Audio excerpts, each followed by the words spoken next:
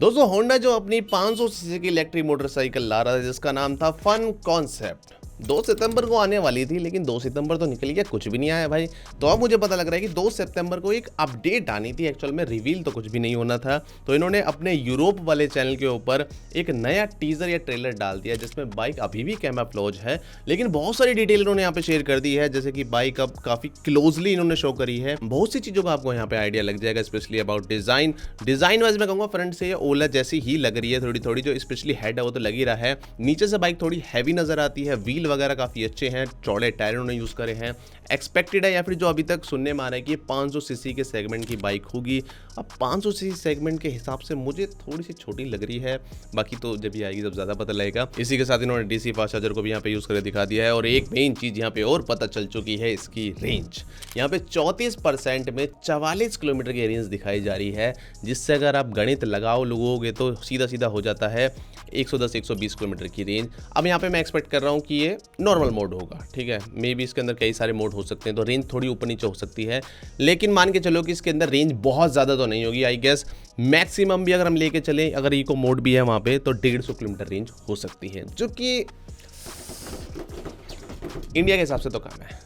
अब ये जो ट्रेलर डाला गया यूरोप पे डाला गया, तो मे बी यूरोप के हिसाब से तो ये रेंज मैं कहूँगा ठीक ठीक है, लेकिन इंडिया में तो लोगों को ये रेंज नहीं पसंद आने वाली है। बाकी इसकी जो मोर इन्फॉर्मेशन है वो ये अनवील करने वाले हैं 18 सितंबर को। एक्मा शो के अंदर इसे अनवील किया जाएगा और इस साल के एंड में से लॉन्च किया जाएगा ग्लोबली। तो क्या बोलते हो, होंडा सच में बैट ले पाएगा अपनी अल्ट्रा वायलेट? इवन ओला भी अगर सर्विस हटा दी तो प्रोडक्ट वाइज तो भाई काम तगड़ा कर रहे हैं। जो वो प्राइसिंग में रेंज परफॉर्मेंस दे रहे हैं वो I don't think international level की जो कंपनियां हैं या फिर ग्लोबल जो कंपनियां हैं वो दे पा रही हैं। आपको क्या लगता है, अल्ट्रा वायलेट या फिर होंडा?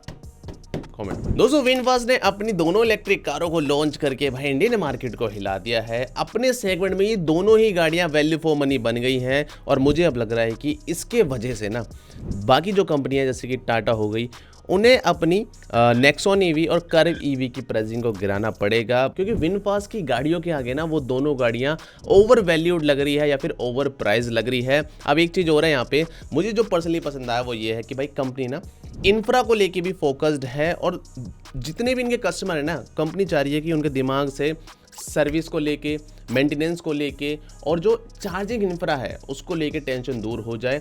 इन्होंने भाई 3 साल तक की फ्री डीसी फास्ट चार्जिंग दी है, जो कि बहुत बड़ा मैं कहूँगा स्टेप हो जाता है ईवी अडॉप्शन को और इम्प्रूव करने में और ईवी अडॉप्शन को और भी हैसल फ्री करने में। क्योंकि सिंपल सी बात है भाई, कोई बंदा गाड़ी लेके निकलता है उसके दिमाग में कभी ना कभी तो आता है, स्टार्टिंग में तो आता ही है कि भाई मेरी गाड़ी बीच में बंद ना हो जाए, मेरी रेंज पूरी पड़ेगी नहीं पड़ेगी, क्या मैं वहाँ पहुँच पाऊंगा नहीं पहुँच पाऊंगा। तो इसी को बोलते हैं रेंज एंजाइटी और कंपनियां इसी से टैकल करने में लगी हुई हैं। आपको याद होगा एमजी ने भी अपनी विंडसर ईवी के ऊपर 1 साल तक की डीसी फास्ट चार्जिंग को दिया था फ्री में, लेकिन बाद में उस पर कैप लगा दिया था। अब वो कैप पता है क्यों लगाया था? जो लोगों की गलत आदतें होती है, गलत हरकतें होती हैं, उसके वजह से लोगों ने अपनी गाड़ियों को डीसी फास्ट चार्जर पे ही खुला छोड़ रखा था कि भाई वहीं पे चार्ज होती रहे, वहीं से तुझे ले जाऊंगा, वहीं पे तुझे छोड़ जाऊंगा, घर पे आने की कोई ज़रूरत नहीं गाड़ी की। तो ये गलत चीज़ें की जा रही थी, जबकि फ्री चार्जिंग का उद्देश्य होता है कि लोगों को सहूलियत दी जाए, उन्हें कॉन्फिडेंस दिया जाए कि उनकी गाड़ियाँ भी ईजिली चल सकती है। अब मैं ये चाहता हूँ कि भाई आप में से जो भी लोग भाई इस गाड़ियों को लेते हैं और आपको ये 3 साल वाली फ्री फास्ट चार्जिंग मिलती है, तो इसका जो यूज़ करना है ना, थोड़ा सिंसियर हो गए या फिर एक क्या कहते हैं रिस्पॉन्सिबिलिटी के साथ करना है। ऐसा नहीं भाई कि आपने गाड़ी ले ली कि भाई मैं तो अभी से फ्री चलाने वाला हूँ 3 साल तक, मैं नहीं लगाऊंगा घर से 1 रुपये की बिजली, आपने लगा दी गाड़ी भाई चार्जिंग स्टेशन पे। अब एक एक्चुअल बंदा आया जो कि बहुत दूर से आ रहा है और उसको सिर्फ 5 मिनट की चार्जिंग करनी है और वो भाई और 10 किलोमीटर आगे चला जाएगा, वो बंदा आपके चक्कर में वो गाड़ी चार्ज नहीं कर पाएगा। तो ये चीज़ की वजह से ना पूरा मामला ही खराब हो जाता है, पूरा जो इको सिस्टम है वही बिगड़ जाता है ईवी चार्जिंग का। तो मेरा बस आपसे यही आग्रह है कि अगर आप इन गाड़ियों को लेते हो, इनकी फ्री चार्जिंग को यूज़ करते हो, तो रिस्पॉन्सिबिलिटी के साथ करना भाई, जितनी जरूरत हो उतनी करो और बाकी निकल जाओ भाई, दूसरे बंदों के लिए छोड़ दो, ताकि भाई पूरा जो ईवी चार्जिंग को सिस्टम है वो अच्छी तरीके से यूटिलाइज हो पाए, यूज हो पाए। और यही कंपनियां भी चाहती हैं कि भाई फ्री में तो हम दे देंगे लेकिन यूज ढंग से होना चाहिए। और ऐसा नहीं है इंडिया में ही होता है, हर जगह होता है, चाइना में भी ये चीज कई बार देखी गई है। बाकी इन दोनों गाड़ियों पे ऑलरेडी वीडियो बना रखी है, VF7 और VF6 पे जाके देख लें। दोस्तों वीडियो में यहाँ तक आ चुके तो एक बहुत जरूरी बात मुझे आपसे करनी है, जो कि मैं पिछले वाले ईवी टॉक में करना चाहता था, लेकिन वहाँ पे लेंथ बहुत ज़्यादा लंबी हो गई थी वीडियो की, तो मैंने वहाँ से छोड़ के अब इस वाली वीडियो में बात हम कर रहे हैं। तो मैंने आपको ऑलरेडी बताया था कि भाई बहुत सी कंपनियां हमें कैसे ब्लॉक कर देती हैं, बहुत सी कंपनी कैसे मनमानी करती हैं, कोई कंपनी हमें लॉन्चिंग इवेंट में नहीं बुलाती है या फिर कोई प्रेशर डालने की कोशिश करती है, जिससे मेरे को कोई ख़ास दिक्कत तो नहीं है। मुझे पता है अगर हमें हमारा जो स्टाइल है वीडियो बनाने का उसमें ये चीज़ होंगी। आज एक कंपनी ब्लॉक कर रही है, कल दूसरी अनब्लॉक कर रही है, फिर तीसरी ब्लॉक कर रही है, ये होता रहेगा। लेकिन मेरी आपसे अब रिक्वेस्ट ये है, ये मैं आपसे अपनी तरफ से अब बोल रहा हूँ, इससे पहले आई थिंक मैंने बोला था या नहीं बोला था, आई डोंट नो, बट मैं चाहता हूँ कि आप ना अब मेरे को सपोर्ट करो। सपोर्ट इन द सेंस कैसे? मैंने अपने चैनल के ऊपर ज्वाइन बटन खोल रखा है, जहाँ पे मैंने पहले ज्वाइनिंग अमाउंट रख रखा था 59 रुपीज़।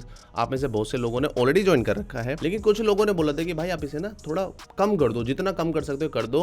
अब मैंने यहाँ पे 29 वाला भी ऑन कर दिया, जो कि आई थिंक सबसे कम वाला हो जाता है। लेकिन यहाँ पे पता है गोल क्या है? गोल ये नहीं है कि ज्वाइन बटन ऑन करने से या फिर जो इससे पैसे आएंगे उससे मेरा कोई बहुत ज़्यादा मेरा जो गोल है मनी का वो कंप्लीट हो जाएगा। मनी वाला गोल यहाँ पे कोई है ही नहीं, सारा गोल जो है यहाँ पे सपोर्ट का है। मुझे बहुत ज़्यादा अच्छा फील होगा जब मुझे लोग ज्वाइन करेंगे, इससे पता चलेगा कि आप जेन्युइनली एक अच्छा कंटेंट या फिर मेरा अच्छा कंटेंट देखने के लिए एक स्पेसिफिक अमाउंट आप पे कर सकते हो, जिससे ना मुझे थोड़ी वैलिडेशन मिलती है, थोड़ा अच्छा लगता है कि भाई मेरी ऑडियंस को भी मेरा कंटेंट पसंद आ रहा है और काइंड ऑफ कॉन्फिडेंस मिलता है और थोड़ा एक भरोसा सा ही मिलता है कि भाई मेरी ऑडियंस साथ में है। और ऐसा नहीं है कि ये मैं सबसे कह रहा हूँ, सिर्फ वही बंदे जो इसे अफोर्ड कर सकते हैं। 29 रुपये तो आई थिंक कोई भी अफोर्ड कर सकता है, लेकिन हाँ जिसके पास नहीं है ऐसा नहीं है, आप वीडियो को लाइक और अच्छा कमेंट भी कर दोगे, वो भी सपोर्ट ही होता है। लेकिन मैं फिर भी चाहूँगा कि आप इसे ज्वाइन करो, जिससे मुझे थोड़ा सा अच्छा लगे और ब्रांड्स को भी दिखे कि हाँ भाई इसकी जो ऑडियंस है कितनी लॉयल है, कितनी सपोर्टिव है। बस यही मेरे को कहना था, और अगर आपको करना है तो आप कर सकते हो ज्वाइन बटन पे क्लिक करके। दोस्तों एक्सपोनेंट एनर्जी ने अपना अपडेटेड चार्जर को लॉन्च कर दिया, जिसका नाम है P4। ये कैपेसिटी तो वही लेके आता है, लेकिन इसमें डिजाइन वाइज कई सारे चेंजेस उन्होंने कर दिए हैं, जैसे कि इसे काफी कॉम्पैक्ट कर दिया गया है और इसे बिल्कुल कवर्ड कर दिया गया है किसी भी दीवार की तरह, और ये काफी स्लिम भी हो गया है। इसकी जो चौड़ाई है वो सिर्फ 400 mm है। एक चीज आपको और दिख रही होगी, इन्होंने छत ऐड कर दी, जिससे बारिश धूप से तो बचेगा ही बंदा, लेकिन मेन उसका गोल जो है वो ये है, इतनी हैवी वायर है भाई इनकी जिसके अंदर लिक्विड कूलिंग जाती है, उसका वजन बहुत ज़्यादा होता है, तो उसको होल्ड करने के लिए इन्होंने काइंड ऑफ क्रेन बना दी है, जिससे अब इजीली जो बंदे यूज़ करते हैं वो कर पाएंगे। दूसरी चीज़ यहाँ पे ये है कि इन्होंने अब प्री हीटिंग का भी ऑप्शन डाल दिया है। जिन्हें नहीं पता उन्हें बता देता हूँ, एक्सपोनेंट के चार्जर के अंदर आपको ऑफ बोर्ड कूलिंग सिस्टम देखने को मिलता है, यानी कि आपको व्हीकल के अंदर कूलिंग सिस्टम डालने की जरूरत नहीं है, चार्जर में ही है। पानी जाता है, बैटरी को ठंडी कर देता है जब उसे ठंडी की जरूरत होती है। अब इन्होंने प्री हीटिंग का ऑप्शन भी डाल दिया, तो बैटरी हीट भी हो जाएगी और ईजिली वो बैटरी को चार्ज कर देगा, टाइम बहुत कम लगेगा और काम फटाफट हो जाएगा। और एक चीज़ और भी बता दूं कि एक्सपोनेंट एनर्जी दुनिया का पहला स्टार्टअप था जिन्होंने ऑफ बोर्ड कूलिंग के साथ अपने चार्जर को लॉन्च किया था, तो गुड जॉब एक्सपोनेंट एनर्जी। मुझे लगता है भाई ये जो स्टार्टअप है ना ये बहुत बड़ा बनने वाला है और ये बनेगा और ये ग्लोबली भी जाएगा। दोस्तों Hyundai ने अपनी क्रेटा ईवी के अंदर कई सारी अपडेट करी है, OTA अपडेट से लेके price update, even variant update भी करे हैं। सबसे पहले वेरिएंट पे आते हैं, तो इनके जो पुराने दो वेरिएंट आते थे स्मार्ट और smart O 42 kilowatt battery pack के साथ, उन दोनों को डिसकंटिन्यू कर दिया गया है। उसके बजाय इन्होंने एक नया ट्रिम लॉन्च किया जिसका नाम है एग्जीक्यूटिव टेक, जो कि 19 लाख रुपए की एक्स शोरूम प्राइस के साथ आएगा। बेस वेरिएंट अभी भी यहाँ पे 18 लाख रुपए का है। दूसरा जो नया वेरिएंट आया वो है एक्सीलेंस 42 किलोवाट आवर वाले के अंदर, जो कि है 21,30,000 एक्स शोरूम। और तीसरा नया वेरिएंट है इनका एग्जीक्यूटिव, जो कि 51 किलोवाट बैटरी पैक के साथ आता है और सबसे अफोर्डेबल हो गया है 20 लाख रुपए एक्स शोरूम प्राइस के साथ। टोटल यहाँ पे रेंज में इजाफा हुआ है लगभग 7.8% का। 42 किलोवाट वाले बैटरी पैक के अंदर पहले रेंज मिलती थी 390, जो कि अब हो चुकी है 420, यानी 30 किलोमीटर रेंज बढ़ गई यहाँ पे। जबकि 51 किलोवाट वाले में पहले रेंज मिलती थी 473 किलोमीटर की, जो कि अब हो चुकी है 510 किलोमीटर की। सीधा 37 किलोमीटर का रेंज में इजाफा हो जाता है। बाकी अगर बात करें क्रेटा ईवी की, तो देखो गाड़ी तो ठीक ठाक लगती है, कोई दिक्कत वाली बात नहीं है, लेकिन प्राइसिंग यहाँ पे एक ऐसा फैक्टर हो गया जिसकी वजह से लोग थोड़ा सा कम पसंद कर रहे हैं इसे। जो बाकी कंपनियां हैं, चाहे वो महिंद्रा हो, विंडसर भी हो, अब तो नई विनफास्ट भी आ गई, उसके मुकाबले थोड़ी सी ओवर प्राइस नजर आती है। दोस्तों BMW ने अपने सेल्फ बैलेंसिंग स्कूटर को शोकेस करा है IAA मोबिलिटी शो के अंदर, जो कि एक कॉन्सेप्ट स्टेज का इलेक्ट्रिक स्कूटर है। अब इसमें खासियत ये है भाई कि इसके अंदर आपको ना तो हेलमेट की जरूरत है, ना ही इसके अंदर आपको गियर की जरूरत है। और देखने से आपको साफ साफ पता लग रहा होगा कि ये इनके जो CE04 आता है, जो कि खुद में ही मैं कहूँगा कॉन्सेप्ट जैसा लगता है, लेकिन वो रियलिटी में आ भी चुका है, ऑन द सेल है। उस पे बेस्ड ही इलेक्ट्रिक स्कूटर है। अब इसकी खासियत क्या है, आपको दिख रहा है कि भाई इन्होंने बताया कि इसके अलग अलग यूज़ केसेस हो सकते हैं, चाहे आप कैमरामैन हो या फिर आपको सामान बेचना हो या कुछ भी करना हो, आप पीछे अपना डीजे भी लगा सकते हो और ये सेल बैलेंस ही रहेगा, आपको यहाँ पे बैलेंसिंग करने की ज़रूरत नहीं है। किसके लिए फ़ायदेमंद होगा, जो कि नए बिगनर राइडर्स होते हैं, और नए बिगनर राइडर इतना महंगा स्कूटर लेंगे, I don't think so. Helmet को हटा के ना इन्होंने एक बड़ा प्रोटेक्टिव केज लगा दिया है जो कि राइडर की सेफ्टी के लिए होगा, प्लस यहाँ पे सीट बेल्ट भी इन्होंने लगा रखी है। आई थिंक ए पिलर से विजिबिलिटी तो हैम्पर होगी, ये जो केज है कोई बंदा अगर ऐसे साइड में दिख रहा है तो शायद विजिबिलिटी हैम्पर होगी।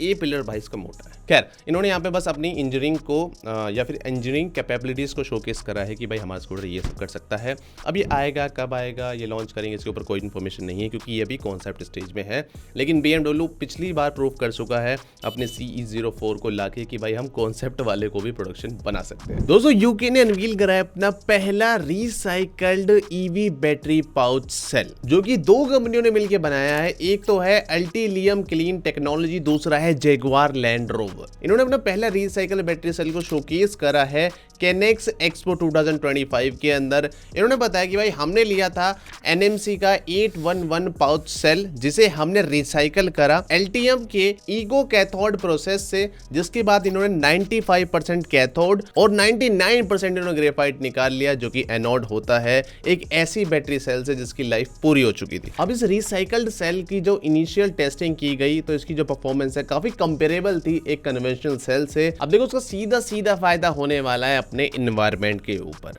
रिसाइकल सेल को बनाने से यहाँ पे ओवरऑल जो इमिशंस हैं वो 32% तक कम हो जाएंगे। और अगर हम पर्टिकुलरली देखें तो पर्टिकुलेट मैटर जो होगा वो by 30%, fresh water eco toxicity by 58% and mineral resource impact by 38%। तो बहुत बढ़िया काम करके दिखाया यहाँ पे अल्टीलियम और जैगुआर लैंड रोवर ने मिलके। दोस्तों, पोर्शे लाने वाला है वायरलेस चार्जिंग अपनी इलेक्ट्रिक कार्स के अंदर। तो इन्होंने रिसेंटली अनाउंस करा है कि भाई हमारी जो अपकमिंग कार है कैने EV, जो कि 2026 में लाई जाएगी, उसके अंदर हम वायरलेस चार्जिंग इंट्रोड्यूस करेंगे, जो कि पहली बार होगा किसी भी कार के अंदर इन द वर्ल्ड।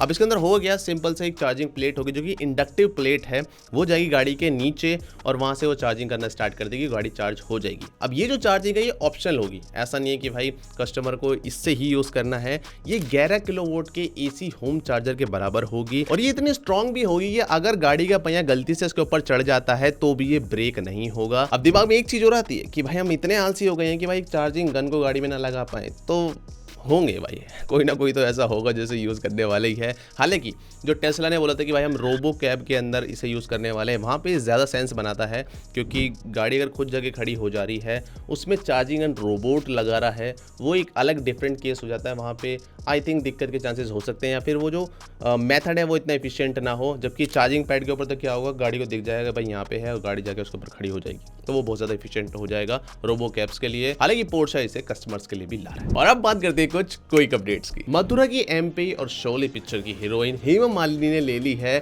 MG की M9 इलेक्ट्रिक कार, जो कि 70 लाख रुपए। अमेरिकन कंपनी रिवियन ने अपने एम्प्लॉयज की छटनी कर दी है क्योंकि इन्हें एक चीपर SUV बना। Volkswagen पोलो अब कम बैक करने वाली है as a electric car. Royal Enfield की flying flea C6 electric motorcycle को मिल चुका है red dot design award. Tesla model Y की डिलीवरी स्टार्ट हो चुकी है इंडिया के अंदर और जो पहली गाड़ी मिली है वो मिली है महाराष्ट्र के transport minister Pratap Sarnaik. Tesla के ऑप्टिमस रोबोट का एक नया लुक सामने आ गया जहां पे इसकी बॉडी बहुत ज्यादा छरहरी और फाइन ट्यून लग रही है। GST में चेंज होने के बाद EV पे क्या डिफरेंस आया, बहुत क्वेश्चन पूछा जा रहा है, तो साफ बता दूं आपको, चाहे आप लग्जरी क्लास की EV लो चाहे आप बजट सेगमेंट की लो, किसी पे कोई भी चेंज नहीं आया है। सब पे 5% लगता था, अभी भी 5% लगेगा। ये था इस हफ्ते का EV टॉक। पसंद आया तो इसे लाइक करना।